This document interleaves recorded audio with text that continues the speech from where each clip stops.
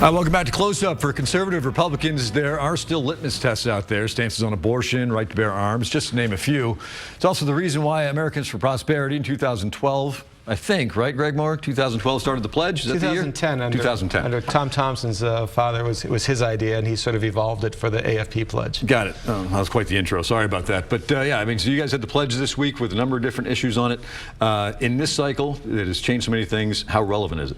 Well, the issues that we're looking at are still incredibly important at the state level. Making sure people are opposing tax increases. We've seen a tax reduction has worked for New Hampshire. The business tax relief we saw has actually led to historic revenues for business taxes, and that's an important one to keep maintaining that low business tax environment. Making sure that we pass a right-to-work law. We'd be the 27th state, but the first in the Northeast to have a right-to-work law.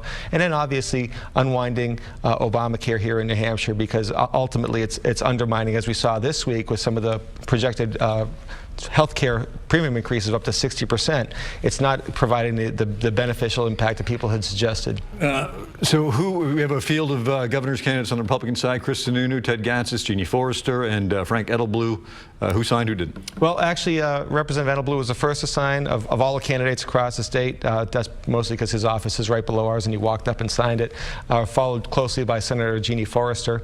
At this point, neither Councilor Sununu nor Mayor Gatsas have signed a pledge. They both have expressed a desire to maintain the Medicaid expansion under Obamacare, and so they've cited that as a reason why they might not sign the pledge. We're hopeful that they'll change their mind, and we'll ultimately sign the pledge and join pretty much every major Republican candidate since the pledge started in 2010 who signed the AFP pledge. Yeah, you guys don't endorse. No. All right, just want to make that clear.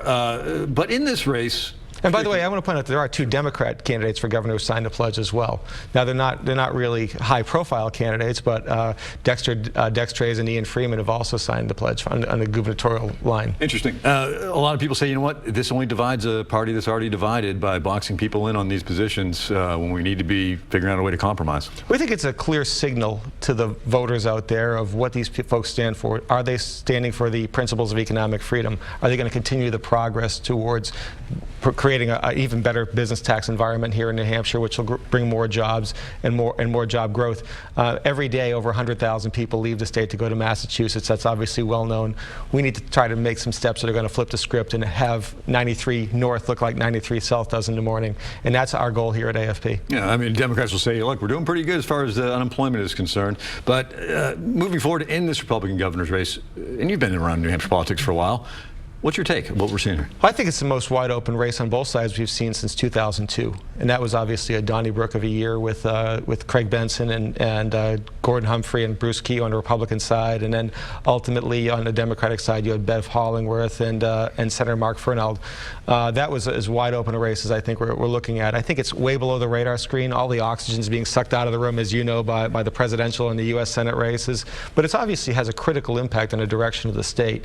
We need to put someone in the office who supports and embraces free market ideas.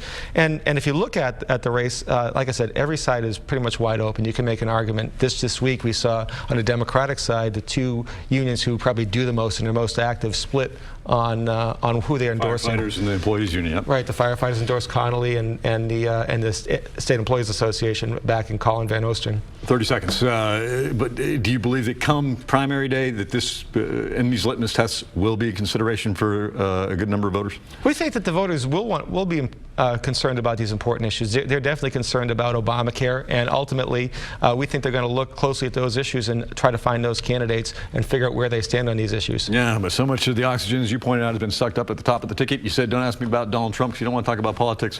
I get it, so I won't. But I appreciate you coming in. All right, thanks, Josh. Good to see you.